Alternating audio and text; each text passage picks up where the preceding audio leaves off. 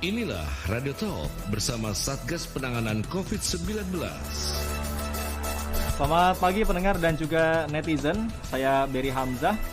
Indonesia dinilai mampu menekan kasus aktif COVID-19 hingga di bawah 100.000. Namun target itu bisa tercapai jika kebijakan pembatasan mobilitas masyarakat terus diberlakukan.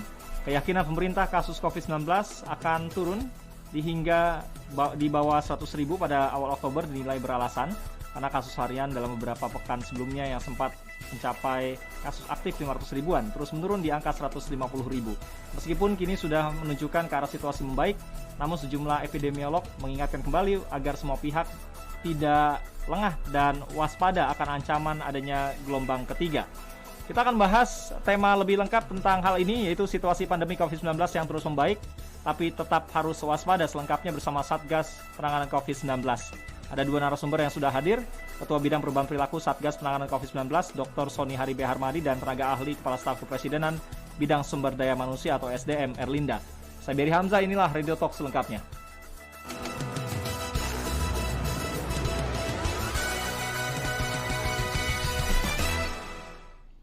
Dan untuk Anda pendengar serta netizen yang ingin menyampaikan komentar atau pertanyaan, bisa telepon di 0215869.000, SMS WA 0811806543, atau sampaikan komentar di media sosialnya Elsinta. Halo Pak Sony, selamat pagi. Bu Erlinda, selamat pagi juga. Pagi Bung Berry, sehat selalu. Sehat selalu Pak Sony. Bung Berry, selamat pagi. Salam Pak Sony, salam sehat. Sehat-sehat semuanya Erlinda, ya. Sehat. Baik.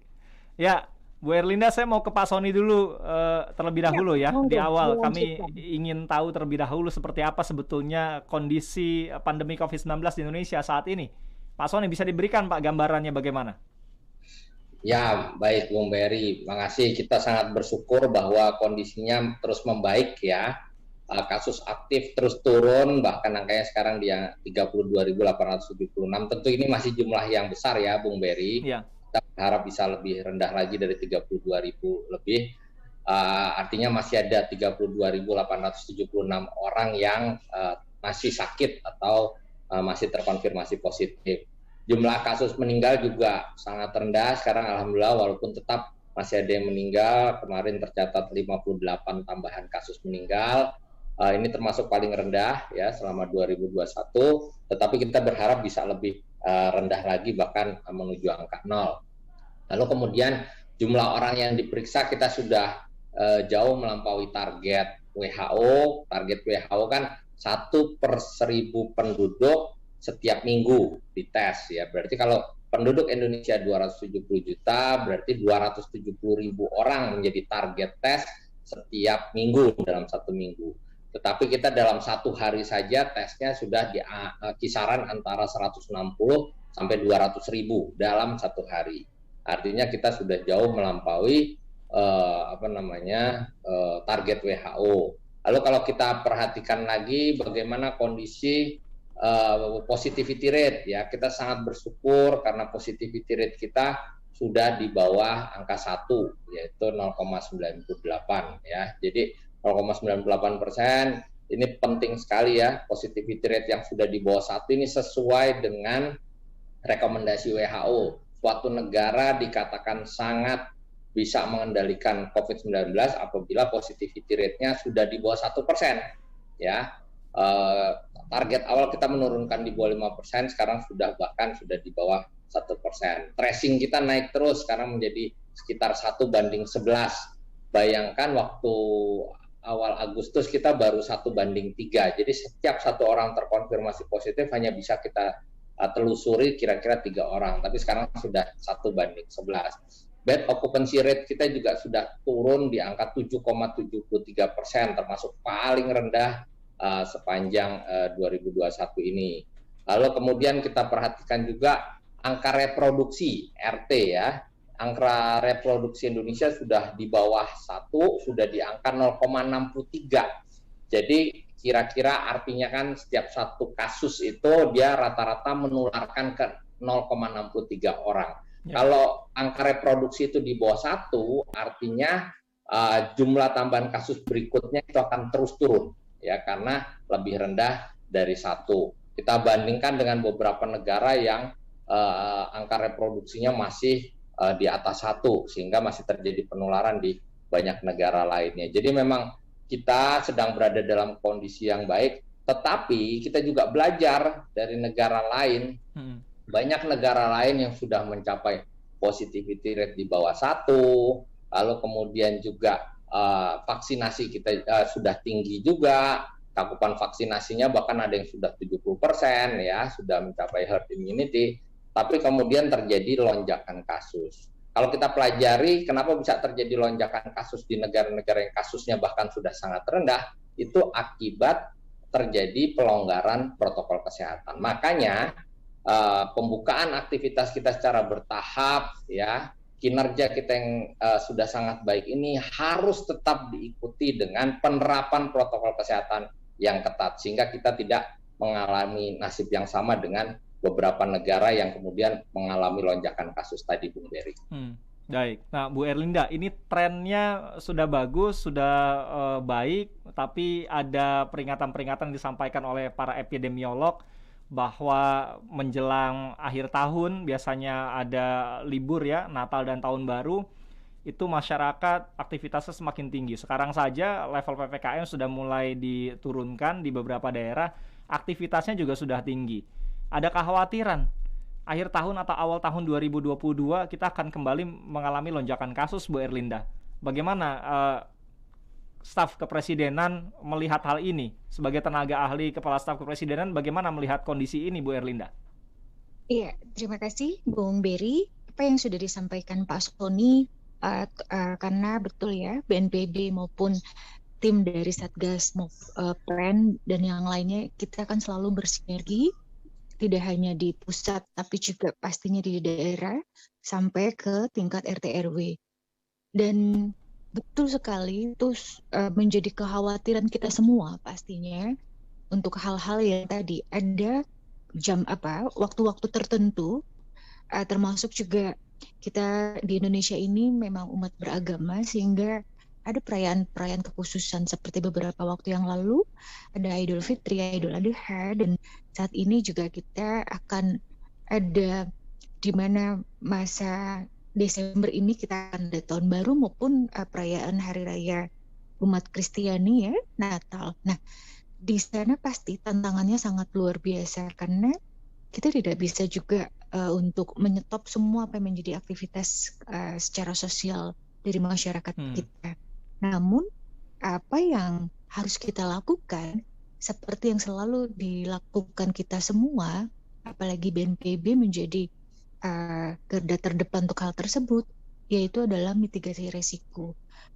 Mitigasi resiko ini tidak kita lakukan pada saat hari hanya, tidak, tapi kita lakukan dari saat ini. Artinya apa-apa yang harus kita lakukan, termasuk juga apa yang dibolehkan pada momentum itu akan ada. Artinya seperti saat ini ada leveling, ya. Waktu itu kita masuk pada tahapan PPKM darurat, tapi saat ini kita masuk pada tahapan leveling, ada 4, 3, 2, 1. Dan kita bersyukur alhamdulillah tahapan saat ini kita masuk pada leveling 3, 2 dan masuk juga 1. Nah, ini semua usaha kerja yang tidak biasa, tapi betul-betul kerja cerdas, kerja keras. Nah, apa yang harus diwaspadai, yang menjadi tanggung jawab Pak Sony hari ini sangat luar biasa besar, Mas, karena perubahan perilaku. Kita paham, salah satunya yang kami saat ini monitoring dan kita lakukan follow up adalah bagaimana pelaksanaan tatap muka terbatas di sekolah. Karena sekolah kita tahu tidak hanya sekolah dari negeri saja, tapi juga sekolah-sekolah swasta maupun di sekolah keagamaan pun juga melakukan, termasuk juga yang boarding. Nah, untuk yang boarding kita bersyukur sudah ada semacam klausul-klausul yang mereka bisa melakukan on-off, artinya meminimize terjadinya klaster di lingkungan mereka, itu sangat sudah bisa dilakukan. Nah, tapi untuk pembelajaran tatap muka terbatas yang boleh dikatakan untuk sekolah tingkat dasar saja maupun PAUD, di sini tantangannya juga sangat unik. Kenapa? Karena adik-adik kita ini kan belum diberikan vaksin. Sementara untuk tingkat sekolah menengah pertama dan sejajarnya, termasuk sekolah atas dan sejajarnya, misalnya SMK dan lain-lain, atau sekolah agama setingkat pertama dan atas itu hampir 100% sudah mendapatkan vaksin. Artinya kita sudah cukup tenang untuk kekebalannya. Tapi adik-adik kita yang belum mendapatkan vaksin, nah ini menjadi tantangan tersendiri. Oleh karena itu, lagi-lagi perubahan perilaku dan pengkondisian dengan mitigasi risiko itu harus seiring sejalan. Termasuk juga kita seperti biasa, setiap hari Senin ini kan akan rapat terbatas ya yang selalu dipimpin oleh Pak Presiden dan mungkin siang ini akan dipimpin oleh Pak Wakil Presiden, Pak Kiai Ma'ruf Amin. Nah, disinilah evaluasi. Setiap minggu dipastikan evaluasi terkait tentang COVID ini ya, evaluasi PPKM termasuk ekonomi maupun di dalamnya tentang hal yang lain termasuk pendidikan. Nah, oleh karena itu di sini juga kami akan menginformasikan bahwa apa yang dilakukan setiap minggunya monitoring kita bersama KL-KL yang lain juga.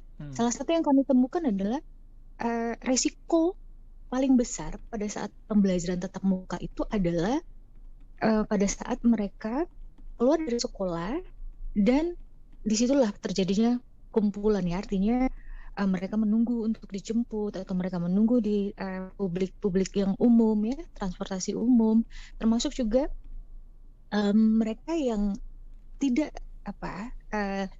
belum dilakukan perubahan perilaku yang secara totally, misalnya mereka masih kita lihat itu nongkrong di tempat-tempat tertentu yang mereka tidak melakukan prokes. Nah ini tantangan kita, tantangan sangat luar biasa. Namun sekali lagi, apa yang menjadi kebijakan pemerintah pusat dan daerah ini yang kita harus kawal selalu, karena kita juga tidak ingin kan di demo terus-terusan PPKM adalah pelan-pelan kita mati. Kita juga tak ingin itu. Sementara kita juga di warning ya, mungkin boleh nanti Pak Sony gitu menambahkan, kita juga diingatkan oleh epidemiolog ataupun Ikatan Dokter Indonesia ataupun kayak kemarin Ikatan Dokter Indonesia, mereka juga selalu bilang kenapa para petinggi kita ini kok tidak mementingkan keselamatan begitu ya, selalu mementingkan ekonomi, padahal tidak bisa seperti itu. Tidak ada yang misalnya harus di nomor satu adalah apa-apa, tidak. Betul, di atas segala-galanya keselamatan. Namun sekali lagi pada saat kita manusia ini sedang masih dalam meneruskan apa yang menjadi amanah Tuhan, ya kita apa nih gitu kan? Yang kita lakukan begitu Mas Biri. Baik, Pak Sony nanti dijawab Pak. Sudah ada beberapa pendengar atau netizen juga yang menyampaikan komentar. Saya ingin memulai pertanyaan kembali nanti ke Pak Sony tentang bagaimana resiko yang harus kita hadapi dan kewaspadaan. Karena kadang-kadang masyarakat sudah protokol kesehatan di rumah, termasuk tadi kalau kaitannya dengan PTM terbatas, protokol kesehatan begitu ketat di sekolah, tapi lepas dari sekolah lupa tuh anak-anak ya. Bagaimana nih supaya di setiap unsur ataupun di setiap aktivitas kita protokol kesehatan itu sekarang jadi hal yang harus dilakukan lah. Termasuk misalkan apakah melibatkan juga unsur-unsur kelembagaan ya untuk sama-sama mengingatkan lingkungan sekitar di individunya masing-masing untuk selalu menerapkan protokol kesehatan. Nanti kita akan bahas mengenai hal itu. Dan untuk Anda mendengar yang juga ingin telepon boleh di 0215869000. Radio Talk bersama Satgas Penanganan COVID-19. Ingat kan cerita aku masak bareng mertua waktu itu? Sayang, kemarin kamu kompak loh sama mama waktu masak. Benar-benar menantu idaman kamu. Itu komentar suamiku. So, Cluster Carson dari Sumarekon Serpong memang the best. Lingkungan asri, desainnya modern, membuat setiap space jadi luas dan punya cerita tersendiri. Nah, yang berjasa bikin bonding aku dan suami makin kuat, betah ngobrol berlama-lama urusan bisnis sampai hati, ya teras rumah. Dan tiap unit Cluster Carson dilengkapi CCTV indoor dan outdoor, plus smart home system yang jadi hero saat kami keluar kota. So, harga unit Cluster Carson 2,5 miliar, jadi worth it banget ya.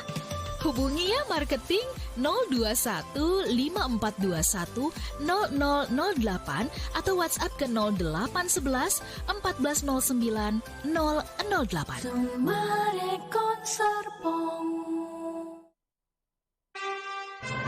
Radio Talk bersama Satgas Penanganan COVID-19. Situasi pandemi COVID-19 terus membaik, tapi kita diminta untuk tetap waspada. Mengapa? Karena situasi global secara keseluruhan masih berada di pandemi COVID-19. Artinya, penularan masih bisa terjadi ketika mobilitas masyarakat antar wilayah atau bahkan antar negara juga masih terjadi. Nah, kaitannya dengan penerapan protokol kesehatan, kadang-kadang kita sudah disiplin betul di rumah, tapi kita abai ketika kita di luar rumah, ketemu sama teman-teman atau teman kantor. Bahkan tadi disinggung oleh Bu Erlinda, di sekolah sudah oke protokol kesehatannya, tapi di luar itu anak-anak suka lupa, nunggu orang tuanya jemput atau naik angkutan umum dan lain sebagainya. Pak Sony, bagaimana Satgas terutama di bidang perubahan perilaku ini mendorong agar protokol kesehatan ini kita lakukan dimanapun kita berada, nggak cuma di rumah atau di tempat-tempat umum atau di kantor aja. Di setiap saat kita melakukan aktivitas, Pak Sony. Ya, betul sekali Bung Berry. Jadi yang kami lakukan tidak hanya mendorong kesadaran atau kepatuhan secara individual, tetapi kesadaran atau kepatuhan secara kolektif. Sehingga yang kita bangun juga adalah norma sosial. Ya, kalau sudah menjadi norma sosial, maka saling mengingatkan adalah hal yang biasa. Kalau belum menjadi norma sosial, ada yang diingatkan marah, ya, karena merasa itu bukan sesuatu yang dianggap sebagai keputusan sosial. Jadi memang yang kami lakukan intervensinya bukan hanya secara individual, tetapi juga secara kolektif di dalam komunitas. Nah, kami sudah melakukan berbagai upaya, Bung Berry, ya, termasuk juga dengan masuk ke komunitas-komunitas. Jadi kan kami punya duta perubahan perilaku secara door to door kepada individu-individu, mengedukasi mereka. Jumlahnya sekarang sudah lebih dari 122.000 seluruh Indonesia. Lalu kemudian kami juga sekarang mulai minta nih para duta perubahan perilaku tuh masuk ke komunitas-komunitas. Jadi mengedukasi komunitas sehingga terbangun norma sosial, ya, norma sosial. Dan juga tagline yang kami bangun itu bukan hanya untuk individu, misalkan pakai masker, jaga jarak, cuci tangan, tapi juga misalkan pakai masker itu melindungi orang lain, pakai masker itu menyehatkan kita semua. Jadi ada keterlibatan komunitas di dalam pesan-pesan kami, sehingga pesannya tidak individual lagi, tapi juga pesan secara komunitas tadi. Terus kami juga kan mendorong, walaupun kita sudah melaksanakan PPKM yang memang sudah sangat baik ini, juga didukung oleh penguatan PPKM Mikro, Bung Berry. Jadi di dalam PPKM Mikro ini kami memantau setiap hari, day to day, bagaimana pembentukan dan pelaksanaan kerja posko desa dan posko kelurahan. Ya, itu terus kami pantau. Juga kami monitor perkembangannya, karena bagaimanapun juga posko desa, posko kelurahan sebagai garda terdepan di level komunitas, ini kan juga dia menjadi jangkar bagi semua aktivitas yang ada di desa atau kelurahan tersebut. Misalkan PTMT, pembelajaran tatap muka terbatas di suatu SD yang berada di dalam satu lingkup desa tertentu, itu juga dibawa koordinasinya dari posko desa, posko kelurahan dalam pelaksanaan penerapan protokol kesehatannya. Jadi kami juga melakukan upaya penguatan posko desa, posko kelurahan sebagai upaya untuk membangun kepatuhan, kedisiplinan pada level komunitas. Nah, kami juga mendorong membentukan satgas-satgas institusi. Ya, ini terus-menerus kami dorong satgas institusi agar satgas institusi tadi bisa menjadi garda terdepan di dalam mengawasi pelaksanaan, juga mengedukasi secara terus-menerus pelaksanaan penerapan protokol kesehatan di institusinya masing-masing. Jadi itu yang terus-menerus, ya, selain juga pelibatan institusi-institusi keagamaan, kemasyarakatan, mengajak tokoh masyarakat, tokoh agama, tapi juga tadi komunitas-komunitas kita libatkan, ya, misalkan komunitas hobi, ya, komunitas macam-macam itu kami libatkan, sehingga ada pengingat, ya, semacam social control yang muncul di masyarakat dalam berbagai bentuk, ya, mau di institusi resmi, institusi formal kantor atau formal sekolah, atau di institusi yang sifatnya community based tadi, hobi dan seterusnya. Jadi itu terus kami lakukan, dan alhamdulillah Bung Berry, kami kemarin baru menyampaikan, mempublikasikan bahwa kepatuhan protokol kesehatan masyarakat kami bandingkan dari tanggal 3 Juli ke 2 Agustus, 3 Agustus ke 2 September, 3 September ke 2 Oktober, itu naik terus. Jadi walaupun kita mengalami penurunan level PPKM yang berarti ada pembukaan aktivitas secara bertahap, terjadi peningkatan mobilitas, tetapi kepatuhan masyarakat terhadap protokol kesehatan justru membaik. Nah ini patut diapresiasi masyarakat, tapi terus diingatkan karena bagaimanapun juga ya penanganan kesehatan dan pemulihan ekonomi itu ketemunya di perubahan perilaku tadi. Ya kita bisa melakukan aktivitas kalau dengan dengan meminimalisir risiko serendah mungkin kalau perubahan perilaku itu terus dilaksanakan secara disiplin dan konsisten. Tadi Bu Erlinda sudah mengingatkan juga. Ya, Bu Erlinda yang jadi fokus saat ini ya, terutama kalau kegiatan pembelajaran tatap muka secara terbatas. Tadi bahkan reporter kami juga dari berbagai daerah melaporkan antusiasme anak-anak begitu tinggi, tapi kita tahu betul tempo hari ada kabar anak-anak ada yang tertular COVID-19, walaupun ketika ditelusuri sebetulnya itu akibat justru protokol kesehatan yang tidak berjalan di luar sekolah. Tapi kan jangan sampai justru anak-anak yang pembawa virus ini yang masuk kategori OTG misalkan tanpa gejala datang ke sekolah justru menularkan COVID-19, Bu Erlinda. Iya, betul sekali Bung Berry. Itu juga yang sudah kita koordinasikan melalui rapat terbatas maupun rapat tingkat menteri ataupun rapat-rapat kita dengan kementerian lembaga. Nah, salah satu yang sudah di-highlight oleh Pak Presiden dan sudah diperintahkan kepada Kementerian Kemenkes, Kementerian Pendidikan, Kebudayaan, Ristek, bahwa adanya surveillance, artinya akan dilakukan 3T secara acak, apalagi untuk sekolah-sekolah yang memang di situ untuk tingkatan seperti sekolah dasar dan PAUD itu kan memang belum dilakukan vaksinasi. Untuk apa? Untuk mencegah terjadinya seperti yang disampaikan Bung Berry, jangan-jangan OTG. Nah itu. Nah termasuk juga kita ingin mendorong optimalisasi perubahan perilaku ini betul-betul sudah menjadi dalam arti kata ini gue banget nih gitu kan. Artinya dimanapun kita berada, jika saya menggunakan masker, jika saya mencuci tangan dan kita melakukan protokol yang lain, itu bukan sesuatu hal yang aneh ya. Justru orang yang nggak menerapkan protokol kesehatan itu sekarang yang aneh gitu ya, Bu Erlinda ya.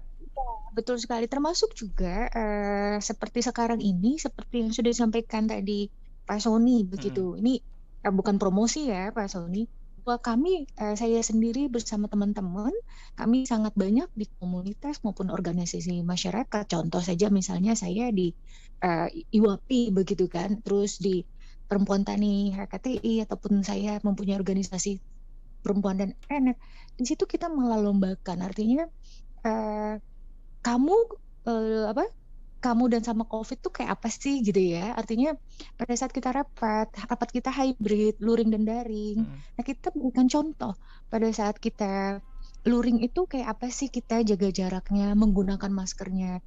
Walaupun mungkin di awal teman-teman lelah ya, karena kan kita 3 jam berturut-turut tanpa jeda dan tidak boleh makan minum pada saat kita lagi berbicara.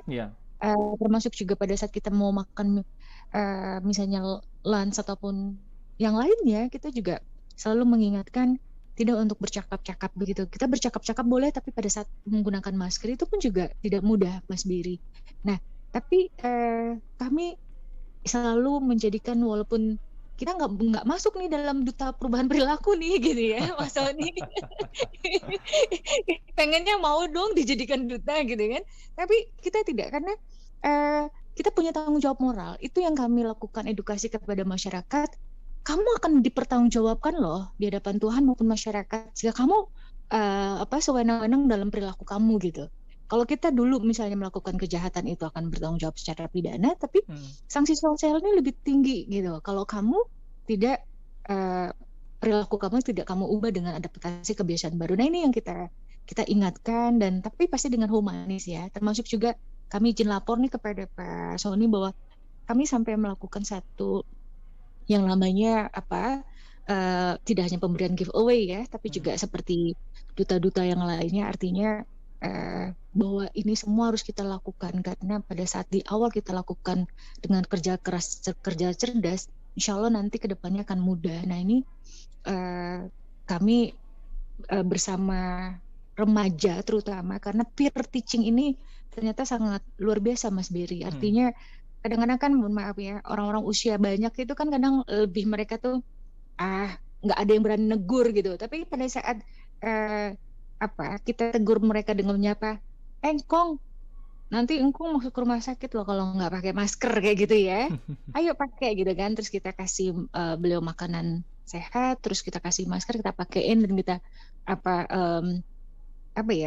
diskusi ringan sama mereka mau gitu. Dan ini yang kita lakukan, mungkin kecil yang kita lakukan, tapi kita berharap ini akan menjadi satu perilaku yang positif sehingga berefek domino. Karena mohon maaf, tantangan terbesar kita semua ini adalah di daerah-daerah yang boleh dikatakan memang mereka menganggap di daerah saya tuh nggak ada COVID gitu kan, atau misalnya mereka di sana banyak sekali para tokoh-tokoh masyarakat di sana yang memang mengatakan kepada masyarakatnya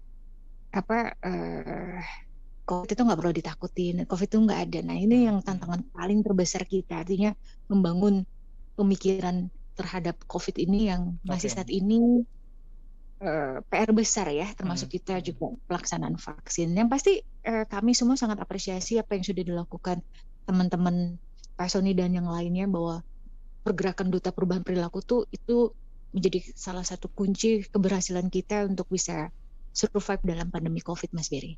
Nah, Pak Sony, kondisi yang tadi disampaikan oleh Bu Erlinda ini kan bisa saja jadi bom waktu nanti sewaktu-waktu ya. Tadi ada contoh di sebuah daerah, misalkan lingkungan masyarakatnya masih tidak percaya dengan COVID atau mereka tidak mau divaksinasi, tokoh masyarakatnya juga ikut mendukung kondisi demikian, lalu tiba-tiba ada orang yang datang ke sana ternyata membawa virus, bisa saja terjadi ledakan kasus di sana. Nah, bagaimana Satgas sejauh ini masuk ke hal-hal semacam ini, Pak Sony? Pendekatan seperti apa yang dilakukan? Ya, jadi begini. Makanya kami merekrut Duta Perubahan Perilaku yang jumlahnya sekarang 122.800, kalau nggak salah saya lupa persisnya, hampir 123.000 seluruh Indonesia itu. Mereka tuh mengedukasi memang di lingkungan sekitarnya, ya, pada lingkup desa, kelurahan, kecamatan di lingkungan sekitarnya, dan mereka menggunakan kearifan lokalnya, ya. Nah, pada saat kemarin terjadi lonjakan kasus yang luar biasa pada Juli, kami tuh merekrut cukup banyak Duta Perubahan Perilaku, dan mereka mau tuh bergerak di saat risikonya tinggi. Dan kami minta mereka tuh fokus masuk ke desa-desa. Bahkan ada yang masuk ke hutan, ada yang buatkan videonya loh. Mereka tuh gimana mereka berjuang masuk ke hutan untuk mengedukasi orang yang di dalam hutan tadi. Ya, terus kemudian mengedukasi di desa-desa, ya, di kampung-kampung dan bahkan pemukiman padat penduduk. Lalu kemudian edukasi mereka itu juga didukung oleh tokoh-tokoh masyarakat setempat, ya. Seperti untuk Bangkalan tuh kami betul-betul menggandeng kiai-kiai lokal. Nah, kiai-kiai lokal ini kan di bawah NU umumnya, sehingga kami juga dibantu banyak oleh teman-teman NU. Nah, di sana ketika para kiai bicara, itu masyarakatnya jauh lebih mudah untuk menerima. Tugas kita di dalam merubah perilaku adalah memberikan values dan beliefs yang baru, ya, merubah values atau memberikan values dan beliefs yang baru sehingga orang punya nilai itu terinternalisasi dan punya keyakinan bahwa pakai masker, jaga jarak, cuci tangan itu hal yang terbaik.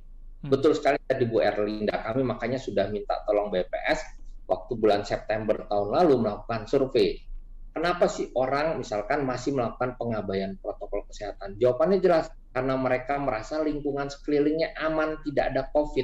Itu salah satu sebab mereka tidak mematuhi atau memakai masker, menjaga jarak, mencuci tangan.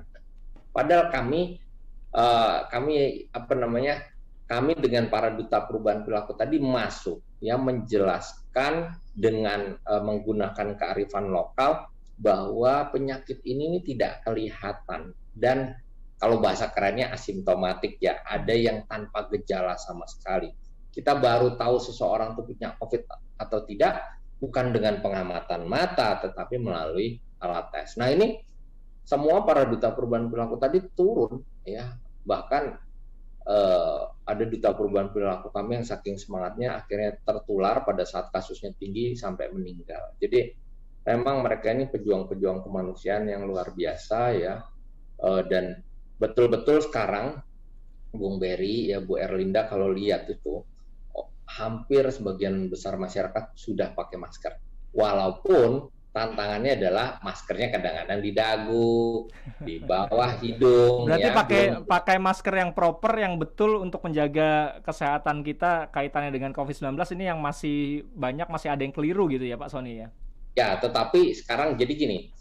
Sekarang yang pertama tuh pengetahuan atau perilaku, paling tidak dia punya masker dulu, kan gitu tuh. Yeah. Terus dia bawa masker, dia pakai masker dan pakai masker dengan cara yang benar, proper tadi ya. Itu kan ditingkatkan terus dan sekarang itu makanya kami kan berkali-kali sudah menjelaskan ada namanya masyarakat yang sudah levelnya sadar.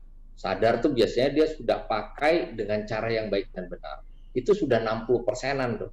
Ada yang levelnya patuh. Jadi dia pakai tapi belum dengan cara yang baik dan benar ya. Nah yang patuh ini baru melaksanakan kalau ada pengawasan, baru melaksanakan kalau ada aturannya gitu dan seterusnya. Itu levelnya sekarang udah 35%. Nah yang tidak ini itu sekarang tinggal 5%. Jadi sama sekali nggak bawa masker, sama sekali nggak pakai. Itu masih ada sekitar 5%. Tapi kami terus meningkatkan itu semua kan butuh proses ya, tetapi proses kami ini nggak punya banyak waktu sehingga harus dilakukan dengan cepat. Nah, kemudian untuk masyarakat tradisional tadi, kami menggunakan pendekatan edukasi berbasis seni budaya. Makanya kami pakai wayang kulit, kami pakai wayang golek, ya kami putar di stasiun televisi lokal, terus kemudian juga kami sebarkan ke masyarakat di bawah tadi melalui komunitas-komunitas. Kami juga pakai misalkan kalau di Minang itu pakai komedi ya. Komedi Minang tuh Garundang tuh penggemarnya luar biasa, baru muncul di YouTube saja yang nonton sudah puluhan ribu ya. Itu ternyata punya dampak besar. Untuk Melayu kami pakai syair-syair, gurindam dan seterusnya. Dan itu ternyata dampaknya besar. Jadi setiap strategi tadi punya segmen pasarnya, Bung Berry.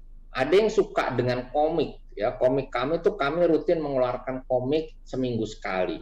Ya makanya di Instagram kami @satgasperubahanperilaku itu materi edukasinya tuh beragam dari mulai yang sangat berbasis tradisi sampai yang modern, bahkan kami buat TikTok juga. Jadi anak-anak muda tuh Bu Erlinda bisa ikut TikTokan juga tuh.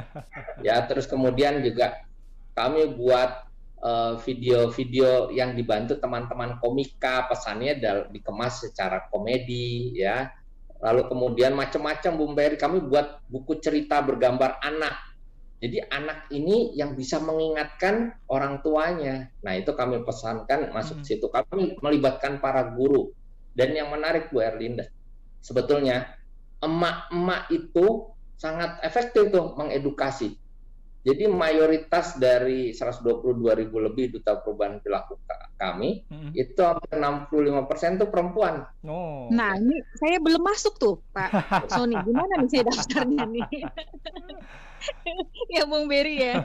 Iya, nah nanti Bu Erlinda tuh bisa nambahkan. Mak gaul loh kita ini, Pak Sony. Nanti Bu Erlinda itu malah penting banget. Ini rekrutan khusus Bung Berry. Wah, boleh nanti dibicarakan ya setelah ini ya. Iya. Oke. Tapi luar biasa. Intinya pakai berbagai pendekatan dan juga ternyata ibu-ibu itu emak-emak ini luar biasa perannya karena kalau bapak-bapak diberi nasihat oleh bapak-bapak bisa berantem tuh Bung Berry ya. Mama dipatuhi gitu itu. Dan itu udah terbukti loh Bung Berry.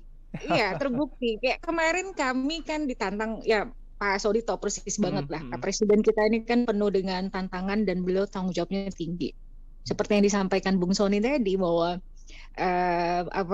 pada saat tinggi kami kan harus turun ke lapangan. Terutama kita melihat kondisi rumah sakit. Kami ingat sekali waktu itu Juni-Juli. Pak Sony juga pasti masih ingat itu kita berdarah-darah kayak apa. Kita turun dan dilalahnya saya bidang kesehatan juga harus tanggung jawab, pendidikan dan sebagainya. Turun ke rumah sakit. Tidak hanya menaruh teman-teman kita sendiri yang terkena COVID, tapi juga kita memastikan bornya itu sudah sampai berapa persen, kayak gitu kan. Nah, tapi bersyukur alhamdulillah bahwa kami semua selamat dari itu hal-hal yang demikian. Namun pada saat ternyata ada banyak masyarakat yang menunggu pasien di luar gitu kan, dengan mereka untel-untelan dan mereka tidak pakai masker, kami membawa masker gitu dengan membawa sedikit makanan untuk mereka gitu. Jadi dengan touching yang seperti itu, mereka akhirnya dengan senang hati. Dan termasuk juga saya mau bilang nih sama Pak Sony nih, kita juga sampai bawa pakai pantun gitu loh, Cie. Ya kan? Di Muara Padang banyak buaya timbul manusia lari. Virus corona sungguh berbahaya, mari bersama menjaga diri, Cie. Nah, termasuk juga termasuk kita nih bilang-bilang nih sama bapak-bapak yang ganteng gitu kan. Ikan asin, ikan sepat, ikan digoreng bersama ceker. Virus corona menyebar cepat, mari biasakan memakai masker. Ayo Pak, kita pakai, gitu kan?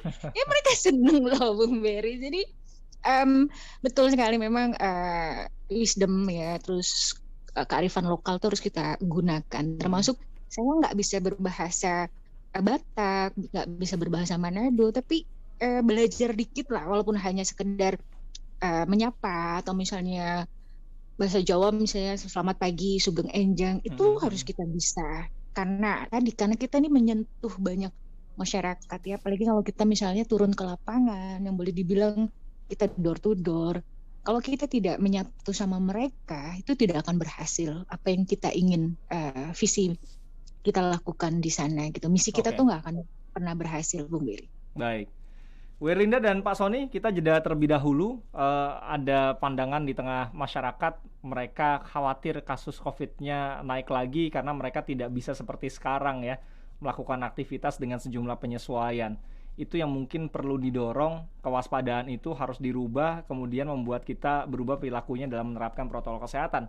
Sehingga jangan sampai kita kembali ke masa PPKM darurat ketika itu, atau berbagai kebijakan pengetatan yang dilakukan oleh pemerintah sehingga masyarakat sulit untuk melakukan segala aktivitasnya beberapa saat yang lalu pada saat awal pandemi COVID-19.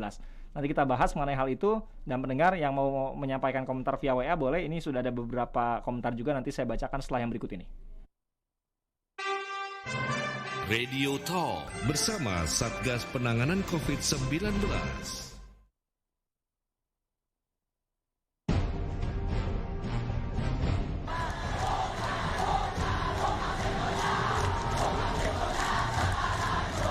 Penyidik Komisi Pemberantasan Korupsi menggeledah Panglima TNI Marskal Hadi Cahyanto mengingatkan, karena setiap peristiwa merupakan kepingan makna dan setiap pendapat memiliki sudut pandang berbeda.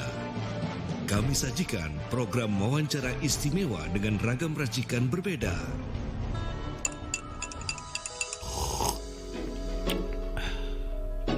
Power Breakfast mengupas rutinitas tokoh dan newsmaker di pagi hari untuk menggali inspirasi. Setiap Senin pukul 7 waktu Indonesia Barat. Sebetulnya pemicu Pak Presiden juga ingin memasukkan ke ide itu karena kan secara internasional Royal Academy of Muslim Countries yang di Jordan itu kan tiba-tiba saya juga nggak tahu ya, dia sering banget sih, tidak hanya tahun ini, sebetulnya tahun-tahun sebelumnya juga seringlah memasukkan kita sebagai most influential woman yang begitulah gitu. Jadi InStock, apa kata mereka? Membahas topik yang sedang viral bersama narasumber dari kaum milenial. Setiap Senin dan Jumat pukul 16 waktu Indonesia Barat. Kita tahu pendapat dari aku sebagai stand up comedian dan yang lain-lain, kita tahu lah semuanya juga hancur. Ya tapi kalau aku bilangnya kondisi kemarin itu kita perlu jadi Sergio Ramos lah. Wih. Bertahan. Tapi mau pindah dari Real Madrid? Mau pindah juga dari stand up comedy? Enggak dong. Kalau memang si Ramosnya mau jadi stand up comedy, aku mau jadi back Madrid. Talk Highlight. Mengulik opini dan informasi terkini bersama narasumber yang syarat kompetensi. Tayang setiap saat mulai Senin hingga Jumat. Tengah malam setelah sholat malam itu kita buka HP dan ada kiriman dari teman. Kita baca, kita lihat ya tentang ibu itu. Saya sendiri yang ada dalam TikTok itu masih menangis juga. Dalam pertanyaan pribadi saya kok sampai seperti ini. Terus akhirnya saya kembalikan kepada Allah SWT. Terima kasih ya Allah, mudah-mudahan ilmu yang kau titipkan untuk kami bisa manfaat untuk umat yang sedikit atau yang banyak. Semuanya dapat Anda nikmati secara live dan interaktif hanya di jaringan radio dan media sosial El Shinta.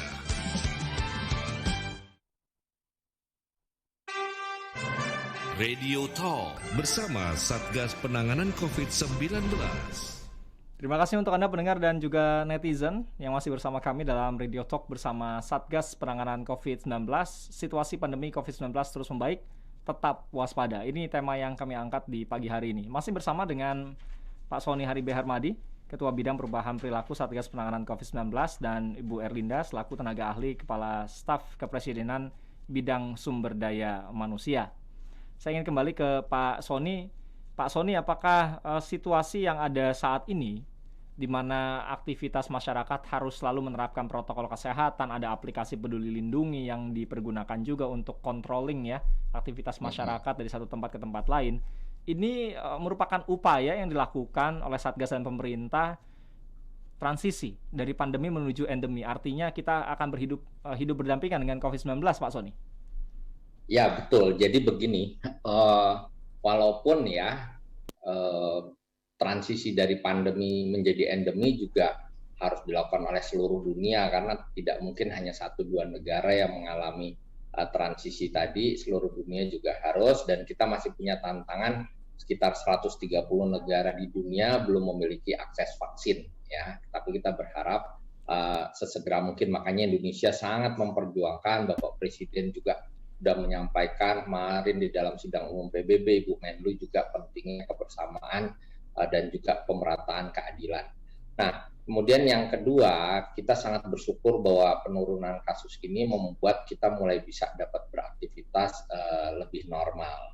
Tetapi kan tadi sudah saya jelaskan bahwa pembukaan aktivitas tadi harus diikuti oleh peningkatan kepatuhan terhadap protokol kesehatan, karena bagaimanapun juga risiko penularannya masih ada ya. Pandemi belum dicabut, pandemi masih ada. Nah, Peduli Lindungi adalah bentuk tambahan protokol kesehatan digital untuk memastikan bahwa mereka yang berada di ruang publik adalah orang-orang dengan risiko yang rendah, orang-orang yang sehat dan risiko rendah. Oleh karenanya, selain protokol kesehatan yang sudah standar seperti pakai masker, jaga jarak, cuci tangan, ya, lalu kemudian percepatan vaksinasi, ya, yang berikutnya adalah protokol kesehatan digital melalui aplikasi Peduli Lindungi. Itu sebagai proteksi ganda ya, double protection yang kita buat sehingga aktivitas bisa berjalan, tetapi memastikan bahwa aktivitas tadi dilakukan oleh orang-orang yang sehat, yang minim risiko penularan juga. Lalu kemudian apa hal yang perlu kita perhatikan? Pertama, mobilitas penduduk ini kan memang meningkat. Itu tidak bisa dihindari sebagai konsekuensi dari pembukaan aktivitas. Pasti mobilitas akan meningkat. Tetapi peningkatan mobilitas tadi tetap harus dikendalikan. Harus ada kesadaran dari masyarakat untuk melakukan mobilitas yang memang diperlukan saja. Ya, batasi mobilitas itu tetap menjadi salah satu strategi kita untuk mengendalikan COVID-19. Nah, ini terjadi peningkatan mobilitas. Walaupun kepatuhan protokol kesehatan masih tinggi, tapi peningkatan mobilitas itu berdampak terhadap kesulitan untuk menjaga jarak dan kerumunan, Bung Betty. Okay. Nah, makanya peningkatan kepatuhan protokol kesehatan memakai masker terus naik, ya, mencuci tangan juga naik, tetapi kenaikan menjaga jarak dan menghindari kerumunan ini cenderung lebih rendah kenaikannya, ya, karena memang pada saat mobilitas penduduknya lebih tinggi itu lebih sulit untuk menjaga jarak dan menghindari kerumunan. Bahwa Presiden berkali-kali menyampaikan jangan lupa pakai masker, ayo pakai masker, wajib pakai masker, Indonesia pasti bisa, karena di situ kuncinya, ya. Lalu kemudian yang kedua yang kita juga patut waspadai adalah adanya kasus impor dari negara tetangga. Kita tahu bahwa Singapura itu angka reproduksinya di atas 1, ya, kemudian kasus hariannya terkonfirmasi positifnya bahkan melebihi Indonesia, ya, terus kemudian Australia juga sedang mengalami lonjakan, terus kemudian kita tahu Malaysia juga sedang mengalami lonjakan. Bapak Dubes waktu itu menceritakan bahwa terutama di Pulau Kalimantan, Sarawak, dan Sabah juga terjadi peningkatan, sehingga beberapa saat yang lalu saya ditugaskan oleh Pak Ganip, Pak Kasatgas, bersama dengan Menteri Perhubungan, mendampingi Menteri Perhubungan, ngecek ke perbatasan langsung. Ya, kita memastikan bahwa terjadi screening yang ketat bagi mereka yang masuk. Makanya sekarang tes itu dilakukan langsung begitu orang tuh di ketibaan, ya, di kedatangan, itu langsung dites, Bung Berry. Tidak menunggu, biasanya sebelumnya tuh dia sampai pemeriksaan imigrasi dan seterusnya, terus dibawa ke tempat karantina, baru dites di tempat karantina. Nah, sekarang kita upayakan langsung dites sebelum dia naik mobil, karena memisahkan nih antara yang positif dan negatif. Penularan kan bisa terjadi pada saat diangkut naik bis tadi. Lalu di tempat karantina kan bisa saja mereka tidur dalam satu kamar yang sama, padahal yang satu positif, satu negatif, akhirnya terjadi penularan. Makanya upaya-upaya untuk screening, memperketat screening dilakukan di pintu-pintu masuk. Kita membatasi entry point, hanya beberapa pintu masuk yang diperbolehkan, sehingga lebih terkoordinir dengan baik, ya. Kita juga melakukan pengawasan ketat terhadap WNA yang berasal dari luar negeri. Lalu kemudian kita tahu bahwa ada mutasi COVID-19, di mana misalkan mutasi varian MU, ya, MU itu sudah masuk ke Malaysia, sehingga kita juga meningkatkan kewaspadaan. Dan juga biasanya masyarakat ini ada kelelahan juga, ya, pandemic fatigue, ya. Nah, tetapi Bapak Ibu sekalian, para pendengar El Sinta yang kami hormati, kita jangan pernah menyerah. Kita ini ibarat sudah berlari maraton, ya, mendekati finish, jangan sampai terus kemudian kita kalah, ya kan? Jangan sampai kalah dengan melonggarkan protokol kesehatan lengah. Lonjakan kasus yang kemarin kita alami, ya, dengan Bu Erlinda itu kami betul-betul luar biasa, ya, bukan hanya masyarakat yang kelelahan, ya. Kami juga berjibaku 24/7, ya, 24 jam 7 hari dalam satu minggu, tidak ada kata libur sama sekali, betul-betul berjuang untuk mengatasi itu dengan teman-teman di Kemenkes, KSP, dan seterusnya. Jadi memang jangan sampai terjadi lonjakan seperti kemarin, karena betul-betul itu dampaknya, ya, 94.000 kematian hanya dalam waktu 2 bulan. Karena lonjakan kasus itu bukan hal yang sederhana. Jadi kita sudah belajar, maka patuhi protokol kesehatan, pakai masker dengan cara yang baik dan benar, ya. Jangan pernah berkerumun, menjaga jarak, dan rajin cuci tangan pakai sabun sebelum menyentuh wajah. Itu menjadi hal-hal yang sangat penting untuk diterapkan secara terus-menerus, secara disiplin, secara konsisten, dan kolektif oleh seluruh masyarakat. Karena itu terbukti bisa menekan laju penularan COVID-19. Ya, ini ada Ibu Wina di Grogol via WA. Jangan kendur, tetap protokol kesehatan yang ketat. Petugas dari Satgas COVID juga harus tetap monitor situasi di tempat umum, terutama bagi mereka yang tidak menggunakan masker, harap ditindak. Kalau memang sudah diprediksi akan meningkat kasus di akhir tahun, ya dicegah mulai sekarang. Seperti misalnya tidak ada cuti bersama, kemudian tetap diberlakukan ganjil genap yang mau keluar kota, dan semoga masyarakatnya juga bisa belajar dari kasus ya di bulan Juni-Juli. Bu Erlinda mungkin bisa menanggapi, silakan Bu Erlinda. Iya, terima kasih Bung Berry. Apa yang sudah disampaikan Pak Sony itu sudah sangat komprehensif, ya. Kita tahu bahwa pandemi ke endemi nggak mudah, apalagi saat sekarang Pak Presiden selalu menyuarakan, ayo bagaimana skenario grand design terhadap pandemi menuju endemi. Nah, apa yang menjadi pertanyaan para pendengar El Sinta sangat luar biasa, mereka sangat peduli, ya, artinya ikut dalam interaktif kita pagi ini. Iya, sekali lagi bahwa kita dari pemerintah pusat pastinya bekerja sama dengan pemerintah daerah, dan apalagi di sini kita sudah tidak perlu lagi bertanya tentang bagaimana teman-teman BNPB, teman-teman Satgas dan sebagainya.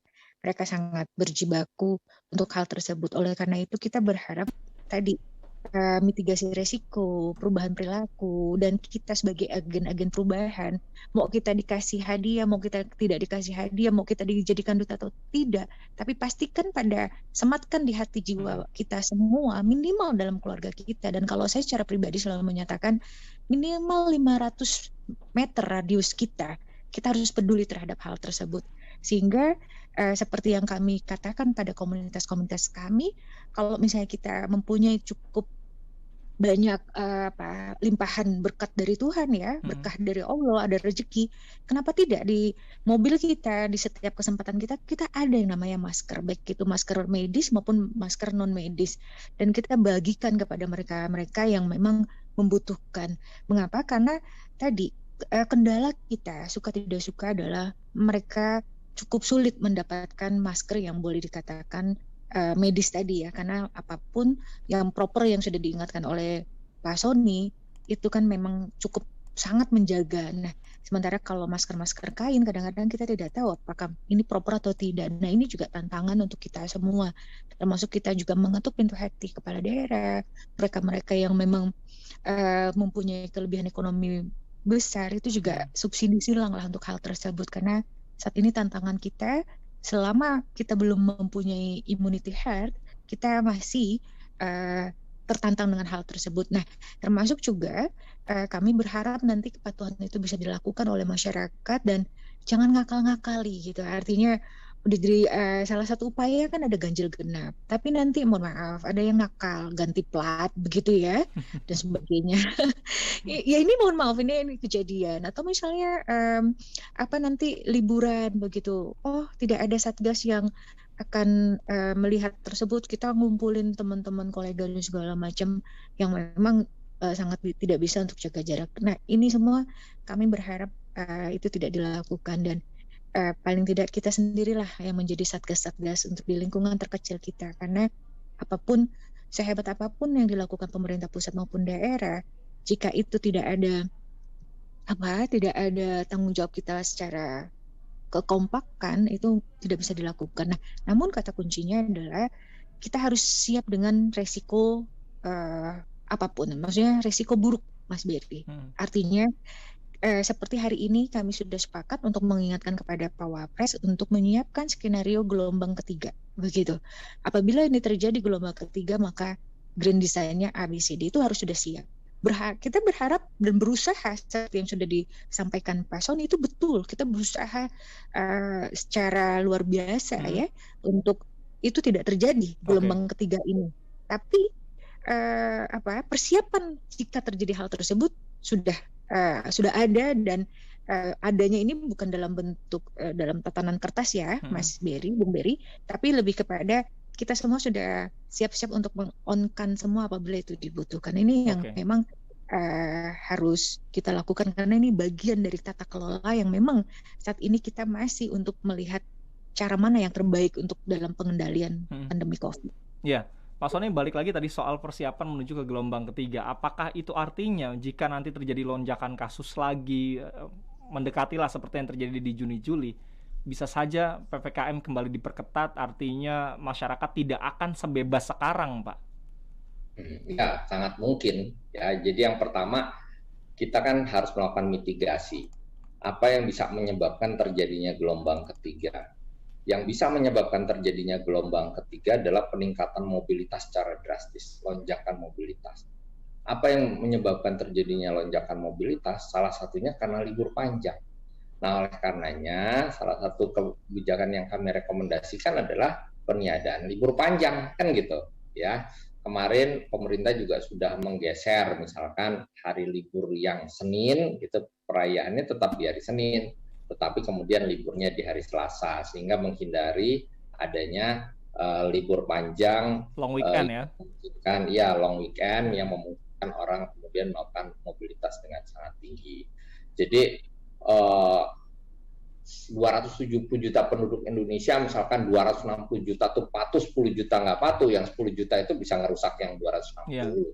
Jadi mohon bisa paham semua ya. Kami lihat kemarin misalkan puncak tuh macet ya. Ini kan menunjukkan bahwa masyarakat belum seluruhnya ya sadar tentang perannya masing-masing di dalam mengatasi pandemi ini. Banyak juga yang berpikir mungkin pandemi sudah selesai. Nah, kalau kita perhatikan penggunaan leveling di dalam kebijakan PPKM itu kan didasarkan pada indikator-indikator yang direkomendasikan oleh WHO tentang keadaan atau status kondisi dari suatu wilayah. Dilihat dari tingkat penularan atau kasusnya, kemudian dilihat dari kemampuan respon ya pelayanan kesehatannya, itu yang utama. Nah, kalau terjadi lonjakan, sudah pasti kan indikatornya untuk PPKM itu mau level 4, 3, 2, 1 kan indikatornya sama tuh. Cuma dia masuk ke level 2 kalau misalkan ya kemampuan untuk mengendalikan kasusnya di sini, kemampuan respon pelayanan kesehatannya di sini ya sudah sangat baik misalkan. Nah, begitu itu memburuk, pasti level PPKM-nya jadi naik ke level 3 atau level 4. Bahkan kalau di level 4 itu yang terjadi, maka pembatasan aktivitasnya jelas lebih ketat lagi. Kan kita tidak ingin seperti ini, Bung Beri. Ya.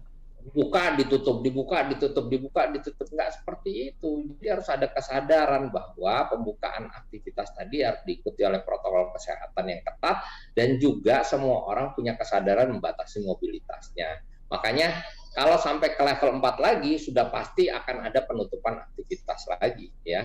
Sudah pasti sektor non-esensial 100% WFH, ya, terus kemudian pembatasan-pembatasannya sudah pasti menjadi jauh lebih ketat lagi, dan kita tidak menginginkan kita kembali ke level 4. Nah, kita tidak tangguh ya kalau kita bolak-balik berhasil lalu kemudian kembali lagi dan seterusnya. Makanya ini butuh sekali dukungan pemerintah, dan peran dari Satgas daerah, pemerintah daerah juga menjadi sangat penting.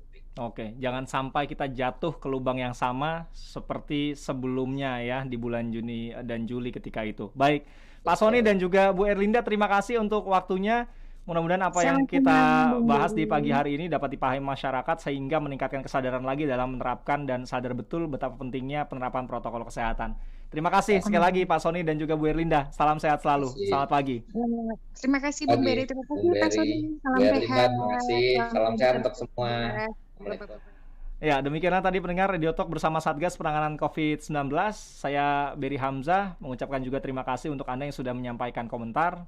Mohon maaf tidak semuanya dapat diudarakan. Selamat siang, sampai jumpa.